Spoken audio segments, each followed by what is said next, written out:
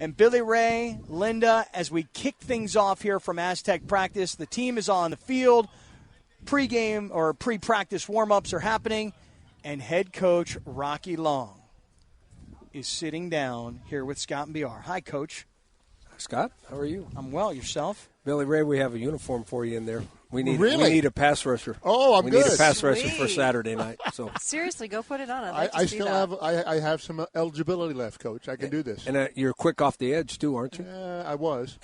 We'll see. How do you think you would do if right now Coach said, seriously, go get suited up, nobody here would know, and you go out and they line you up as a defensive end? Yeah. Oh, how would you do? I think I'd do pretty good. Pretty good. Not great. Scale of 1 to 10. 10 being good. I would only have one broken leg. And What about a backup kicker? You need a backup kicker? there you go. For Billy Ray? No, you. Oh, You, me. Scott. Me. I could be a backup kicker. I bet be you a can still backup kick it. kicker. I can do all right. You can still kick it. Well, I told Billy Ray next time we come out, I said, let's wear shorts and T-shirts and let's go out and have some fun with this thing. I I'm think good with that. I think his son's a better kicker than he is. Probably these so. days, Probably. And then your intelligence kicked in, and you realized that bad idea. I don't that's need a pulled not hamstring. the right place to be out there right now. I mean, Billy Ray, like if I honestly put you in a uniform, a football uniform at a high school football practice, do you think you could still go out right now and dominate a high school football offensive line? High school football? Yeah. Yeah. I don't know, man. I don't know. I've seen some of those high school Let me pick players. the college team, and I think I could do pretty well there. Well, yeah, I mean, maybe against New Hampshire.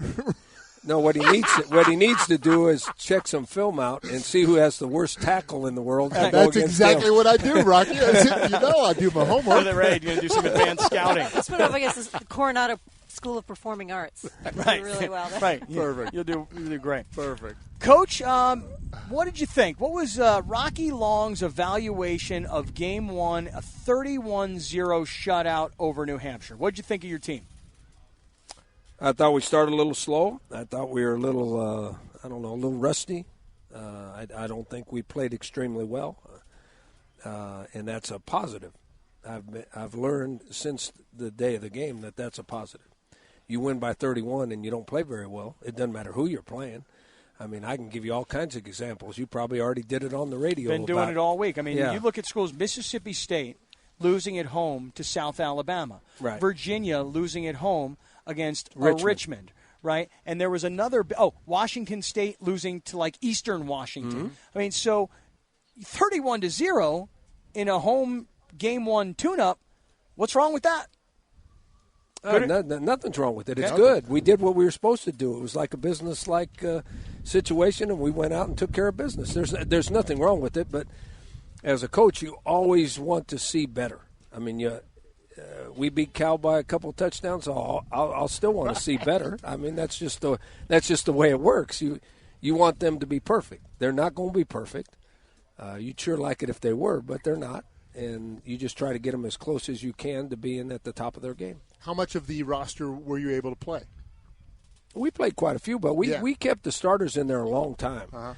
Because nowadays, because of rules and because you don't want anybody hurt, we don't scrimmage much in practice in the fall. We do in spring practice, but in the fall, I would bet you that our starters got a total of 30 live reps during fall camp where they actually tackled and actually cut blocks. Just maybe 30. Wow. So they needed the work. Huh. I actually think college football ought to have some kind of exhibition, maybe not a game like high school does, a jamboree. We'll get together with SC and UCLA, and we'll play UCLA for a quarter. We'll play SC for a quarter because you see different things. We'll make sure it's controlled so there's less chance of injuries. And then when you get to your first game, the first game will be better. Everybody will play better if they have a little live action against somebody else. Yeah. That sounds good, Scott. You set that up. Well, I think it's actually a great idea. I don't know why in college football you can't do what they do in college basketball, where you know how they have those very clandestine they don't let anybody watch. Scrimmages. Yeah. San Diego State and Stanford get together in the gym. No one's supposed to know about it. No one tells a score. Why can't they do that in college football? I don't know. I think we should, but I don't know why we can't. All right, Rocky Long is with us, and we're at his place, live from San Diego State, where we're watching practice today in preparation for this game against Cal.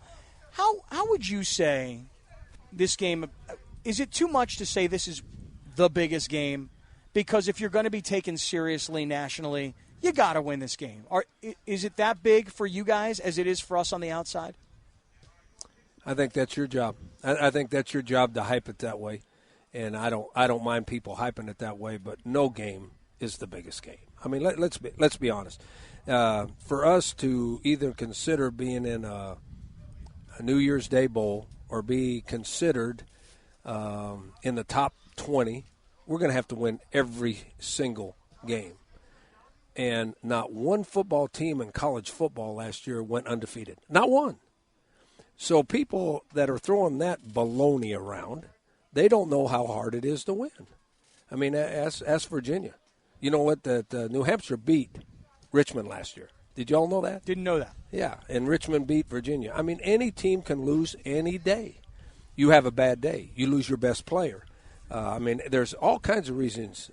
And so if you don't approach every game as the most important game, you're doing yourself a disservice. The players are doing themselves a disservice. But you can't put all the hype on one game. You can. The media can. But you can't put the hype on one game because if we lose, guess what? We got 10 more to play. Right. If you lose this game, you know what the newspaper is going to say the next day.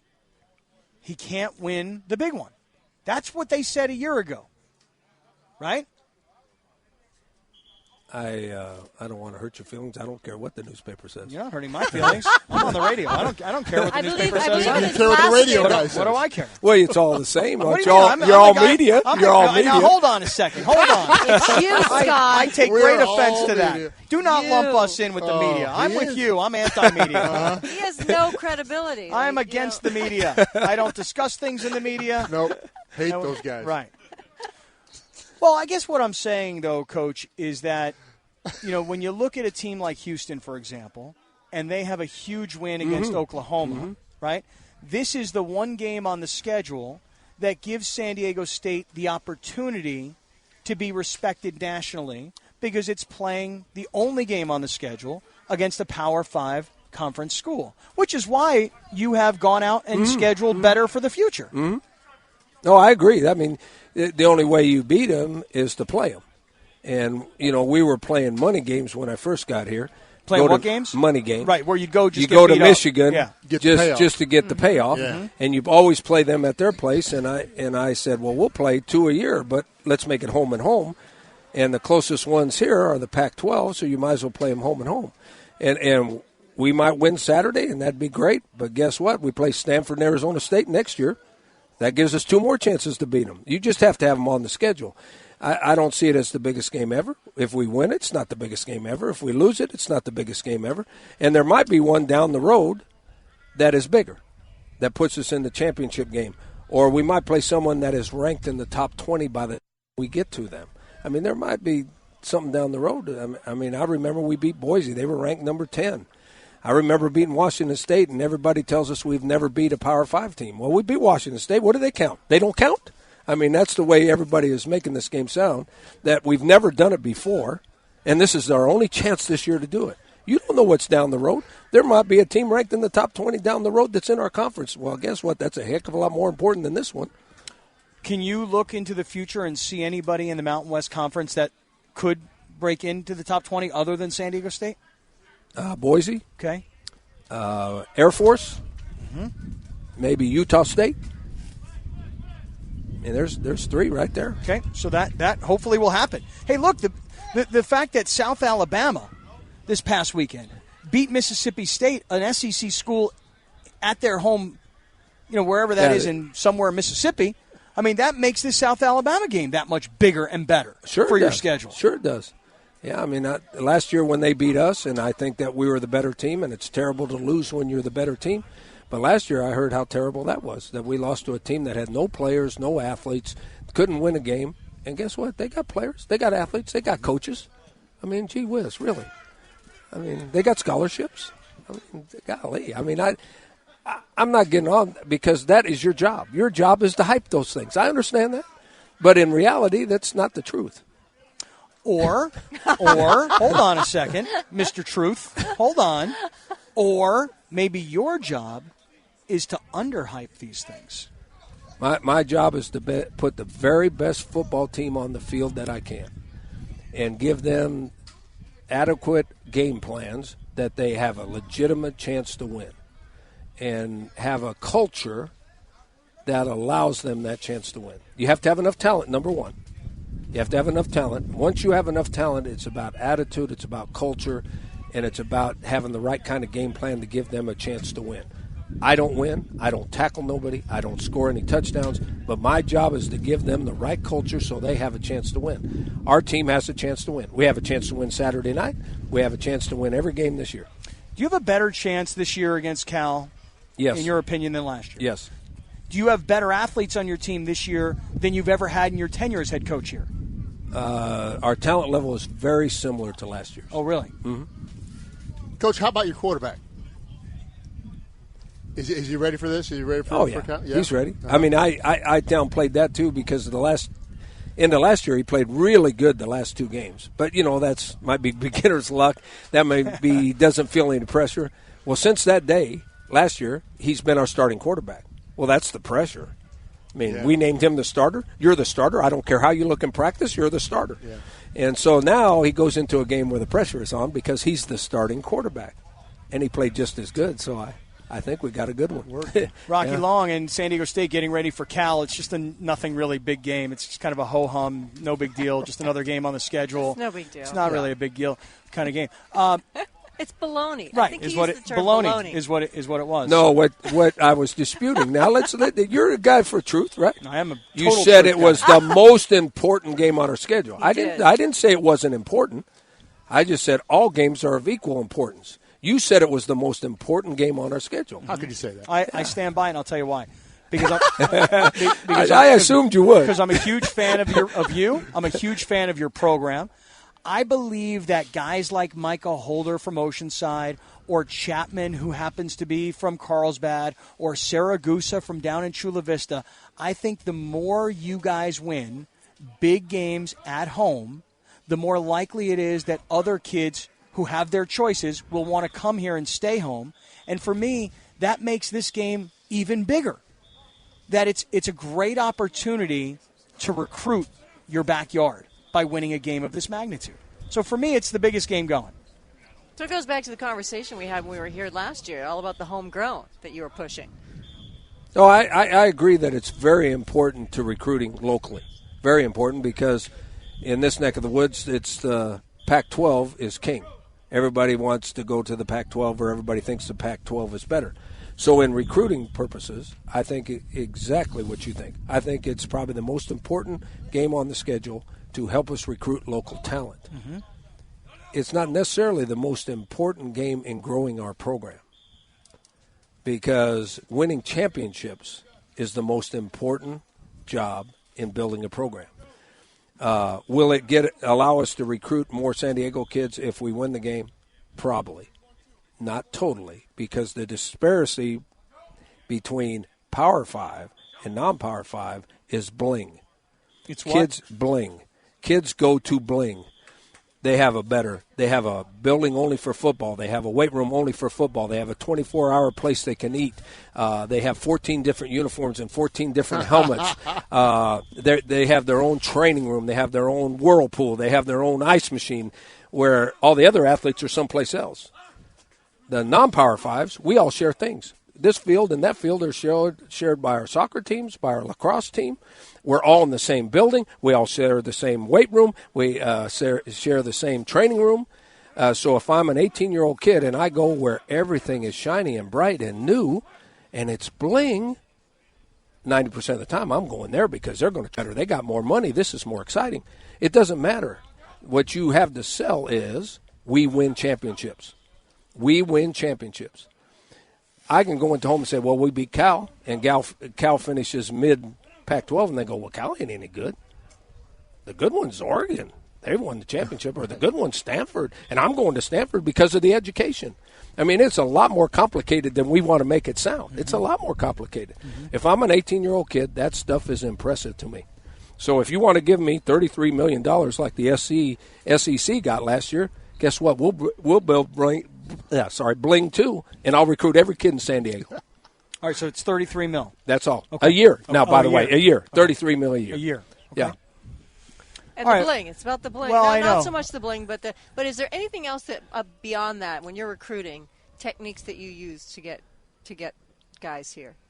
Well, obviously, Any we use tricks? our offense. We use our offense and defense. We use the city of San Diego, but see that doesn't work on local kids. Right. Because a third of the local kids want to leave town. Yeah. They want to experience new things. They want to be on their own. Okay, but outside of San Diego, we use San Diego. We use the beach, the weather, all that stuff. That stuff helps. Right. Our academics have gone up. You can just tell by the applicants. I mean, we had 85,000 applicants last year. The average entering freshman had a 3.6 GPA. So most people that are my age that went to school here couldn't get in now. So we have a lot more of those things to sell than we did. But when it comes right down to it, if a kid sees money, and it's all about facilities, food, uniforms. It's bling, man. If they see the bling, not all of them, but a large majority of them are going to the bling. Yeah. Whether they're from San Diego or they're from Timbuktu. Mm-hmm. Do you this weekend, just for this game, is this a game where you already are recruiting, where you bring in some of the top local high school prospects, you put them on the sideline, you show off the program, and so you're already there. You're already into that. We've personally, well, we can't because we can't call them right now except once a week. We have sent notes to every of the top recruits, personally inviting them to this game. Getting a good response on that? Yeah. Most of them will be there. Good. And some of them would be there to watch Cal. I mean, they're going to use our tickets to watch Cal. There's got to be a rule against that, too. But, that's what they do everywhere. Up in the stands or down on the field? They come down on the field. The rules are they can be on the field during pregame and warm-ups, and then they have to be in the stands once the game starts. Gotcha. Well, it's going to be an exciting game. I'll hype it from my side. I'll do my job. Okay. Okay, you do your job. You underhype it. I will. No, I'll overhype. Listen, here's what I'm going to do. I'm going to hype it. I'm going to hopefully help sell some tickets. You do your part, which is win the game. Sure. And now we're a partnership. Oh, I'm for that. Yeah. I'm for that. Oh, watch out. No. Because you have to experience the other side of things, too. Not just when we win. You got to be my partner on the other side, too. I'll be there. Okay. But good, you know what? Good. We're going undefeated this season. We are? Oh, yeah. If we go undefeated, it's we. You for and sure. Me. It's always we. You and me. The difference is when you're the head. I like on that bandwagon, too. I like the winning bandwagon. No, I'm going to explain something here. When you're the head coach, it's we when you win.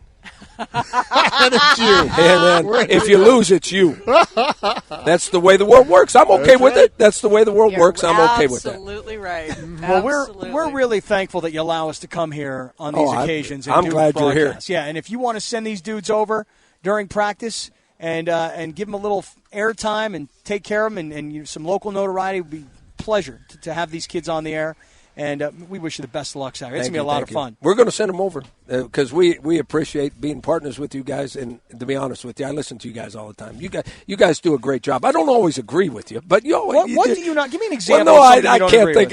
I'm thinking about Cal. I'm not thinking about some of the stuff you said. Don't get his mind off Cal, Scott. He's got to concentrate. Let me ask you a question. I love listening to your show because it's controversial. Well, thank you. That's because Billy Ray here says all kinds of controversial stuff. He does. He stirs it up a little bit. Let me ask you a quick question, though. As a coach, if a kid during the national anthem chose to kneel down for his own personal reasons, do you have a problem with that? I have an issue with that, but I also was old enough and been around long enough that there would be no penalty. Him and I would have a discussion. And then we would have the discussion of the leadership of our team, and we would come to a team decision. And if he doesn't want to abide by the team decision, he wouldn't be on the team anymore. Now, if that was the team decision, if the team decision was that we're all going to kneel for the national anthem, then I got to figure out if I want to be part of the team. Wow. Love that answer.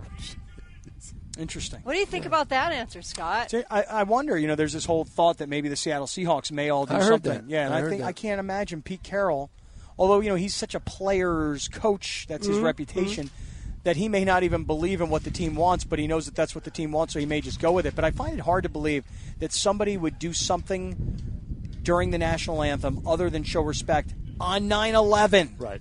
Yeah. If it was 9/12, okay, fine. Whatever you want. But 9/11? I think when they kneel, I'm not sure they're showing disrespect. Now, when you sit down, that's disrespect. But nobody says, please remove your hat and take a knee for the national anthem. No, I know that. I know what tradition is. Yeah. That's when you work in a university setting, sometimes tradition is challenged by a lot of people on a college campus. Yeah, on a college campus. Mm-hmm. I loved your answer about that. That's why he is the man. The man. He is the man. He's something in special my now, opinion. is He what he is is. something special now. You know it. That's never going away, you know. No, I know. And I like when I talk to you and you play the Rocky theme song, too. I like that, too. Coach, I know your team is waiting for you. Thank you very much for the time. Thanks, I Rock. appreciate it, guys. Thank you. Pleasure, Thanks Coach. for being Good luck here. on Saturday. We really do appreciate it. Thanks, Coach. What a pleasure. Coach Rocky Long,